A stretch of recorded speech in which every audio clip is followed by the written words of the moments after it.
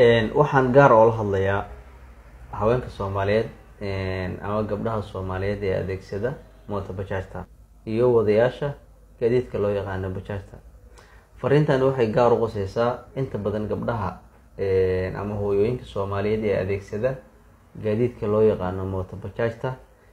waxaan rabaa inaan idin la wadaago arrin aan u arkay inay halis tahay bulshadana inay ku baraarugto ee aad muhiim u tahay una baahan wacyigelin.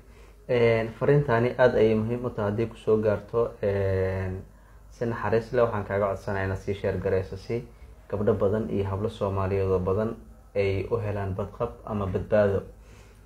aad baad u mahadsantihiin. hore waxaan la kulmay kiis isla toddobaadkan isla kiiska agdhow ayaan la kulmay oo dhacdo aan isleeyahay in bulshada ay ku baraarugto gaar ahaan dumarka Soomaaliyeed aad bay muhiim u tahay. waxaan la kulmay gabar ku jirta isbitaal labada lugood lug ka mid ay jaban tahay, la iguna wargeliyay inay muddo 2 bilood iyo ka badan ay halkaasi ku xareysan tahay. dhibaatadaasina ay ka soo gaartay maradeeda oo banaanka u baxday ayadoo mooto bajaaj saaran, kadibna lugta mootada ay maradii ku duuduubantay, sidaasna banaanka inta ugu baxday ay gabadhii lugaha ka jabisay. waa dhacdo xanuunkeeda leh.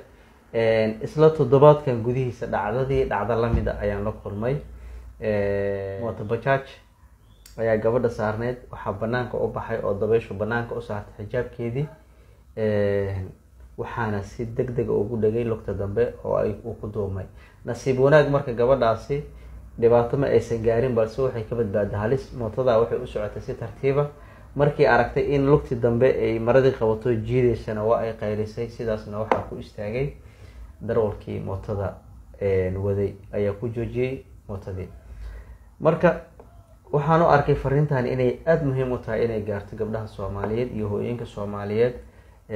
hooyo walaal, mar walba waxaad ka taxdirtaa mooto aad raacayso inaad maryahaaga aad aruursato, waayo waxaa laga yaabaa waxaad adiga fududeysato in bari dhibaato ku daba socoto aadan ka kici karin ay kuu geysato.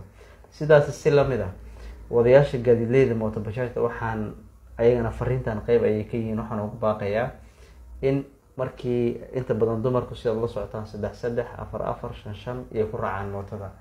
mar walba oo qof dumara ama koox dumar aad soo qaado waxaad isku daydaa inaad ku wacyigeliso inay dharkooda ay aruursadaan si ay uga badbaadaan khatarta ka imaan karta maradaasi banaanka u baxaysa iyo lugahaasi wareegayo banaanka yaala.